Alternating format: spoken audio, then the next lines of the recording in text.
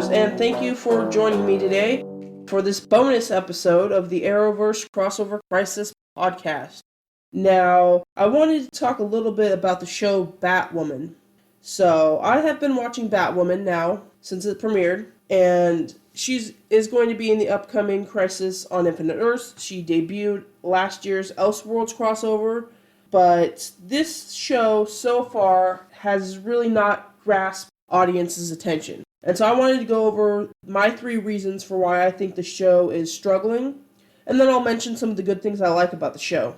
Now, the Batwoman pilot episode premiered to 1.8 million viewers, and has dropped since then.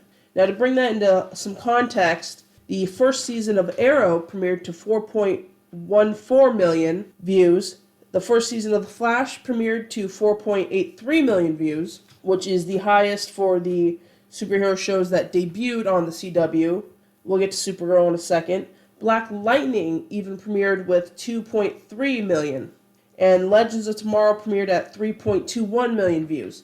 Now, Supergirl, the first season debuted on CBS, and that premiered to 12.95 million viewers, which the CW shows would love to have 12.9 million views. But the second season of Supergirl that aired first on CW premiered to only 3.06 million. So you can see the Batwoman show is clearly far behind in the viewers and the ratings. Almost, half of some of these premieres. Now, she did get good reception in the Elseworlds. I liked her when she premiered back then. But of course that was a part of a big 3-part crossover. So I just kind of wanted to go over some of the reasons why the show just has not been doing that well. Now, first, I think the reason the premiere episode debuted so low is I don't really think anybody had a lot of interest in a Batwoman TV show. I just don't think the hype was there. I mean, I know there's a lot of Ruby Rose fans out there, and there was a lot of people that liked her in the Elseworlds, but I just don't think there was a whole lot of interest in the character of Batwoman. And sort of in the whole Bat universe, I think, because I think that Arrow, does a lot of similar things to what the Batman universe would do. So I don't think there was really sort of a need for a Batwoman character. So that's probably why it debuted so low, but why it hasn't really taken off yet, I just kind of wanted to go over my three reasons. So reason number 1 is the Gotham setting. I believe they've done a terrible job at world building. We don't really get a good sense of the city of Gotham, and unfortunately, this show debuts right around the time as the Joker, the Joaquin Phoenix Joker movie came out, and in that movie we get a really good sense of what living in Gotham City is like and how terrible it is. And the show really doesn't give us any of that. It's kind of just, CW gloss over Gotham type setting.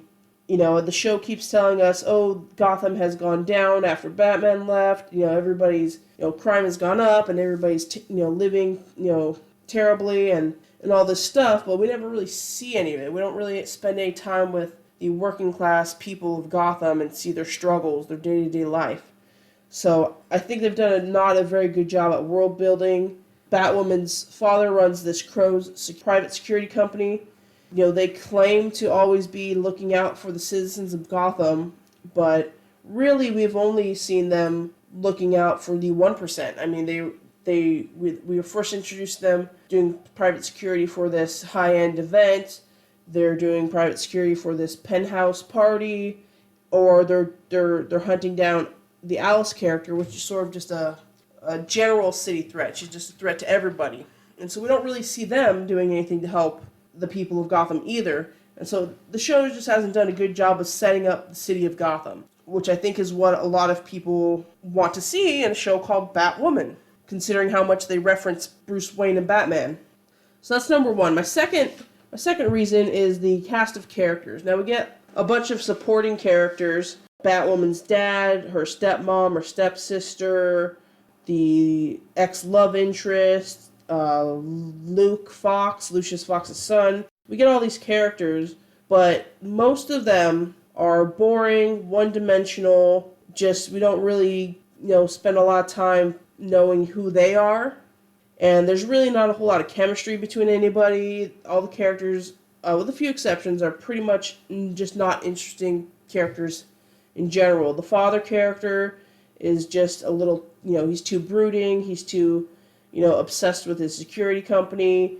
There's some good flashbacks of him, but other than that, he's just one-dimensional. The ex-love interest is one-dimensional. I don't think she has any chemistry with the Batwoman character at all. The stepmom is the same thing. I don't think her and the dad have any chemistry, and they're supposed to be married. And she's kind of intriguing for like a minute, and then now she's just kind of background noise again. Now, I do love the stepsister Mary. She's a great character, but they sort of kind of taken the time to develop her into a really solid character. We first meet her as this kind of socialite, social media influencer, party girl. But then we come to find out she's actually a medical student. She actually runs this like underground, secret, private medical lab where she helps people that get turned away from Gotham General Hospital. So she has a lot more depth to her that we come to find out that just is lacking with some of the other characters. They try to set up the love interest character. I think her name is Sophie, but they just haven't done a good job. I don't believe she and Kate Kane have any chemistry together. And so I just think that there's really no characters for the audience to attach to, other than the Mary character. And the Luke character is okay. He has a couple of good moments, but he's mainly just the techie guy, the man in the chair, and, just spouts off a lot of technobabble stuff. They're starting to do a little more with him, but yeah, we just don't have any really solid characters that we love. There's no Caitlin, there's no Cisco, there's no Harrison Wells, there's no Diggle, there's no Felicity for anybody to really grab onto. So then that brings me to my third point, is the Batwoman character. Now, we all knew Ruby Rose was not a great actress going into the role, and she isn't. But when used right, she can be pretty good. I mean, I know a lot of people loved her, when she came on to the Netflix Orange is the New Black show. I thought she was fine. And I've seen her in some other things. She was in John Wick Chapter 2. She was in The Meg. And in there, she was fine. But here, she's just asked to play this really sort of dark and sullen, brooding type of character. And her natural kind of charisma and personality doesn't really get to shine through, which is where her strengths lie. So I just don't think the direction they want the character to go, or the personality they want the character to have, just does not fit with who Ruby Rose is and her acting abilities. For instance, Stephen Amell does a great job playing Oliver Queen, who is a very brooding, serious type of character, but because Stephen Amell is such a good actor, he can bring a lot of subtleties through his performance, and he can bring a little bit of his natural charismatic charm through the performance while still maintaining the brooding, serious aspect. Ruby Rose is just not at that level yet. And she's not bad in the role. She's fine, but I don't love the character yet. And I also find there to be a lack of motivation. At first, she becomes Batwoman because her first motivation is her ex-love interest is in jeopardy, and then it's the Alice character. But then she just sort of is Batwoman for these random Villain of the Week characters because why? Does she believe in justice? Does she really want to help people? What's her proper motivation for stepping up and being the Batwoman? So there's just the lack of motivation. Ruby Rose's acting is not that great. She's good in some scenes. I really liked her in the party scene at the penthouse and flirting with the bartender. But a lot of the more serious scenes where, she needs to emote, it's just not working that well. She looks great as Batwoman, though. I do love the costume, love the wig. A lot of the action's pretty good. But there's just something that, like the cast of characters, the Batwoman character is also not very rippling. And so I think those are my three reasons why the show is struggling. It's, Gotham isn't properly set up. The cast of characters is fairly boring or one-dimensional.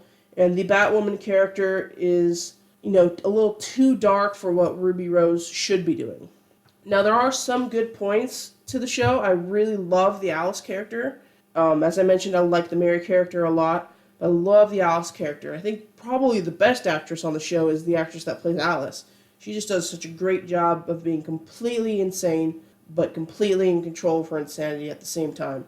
I think she's great. And the show does a good job of building up this arc with the Alice character. It's not, they have Villain of the Week characters, but it's not heavily focused on the Villain of the Week episodic.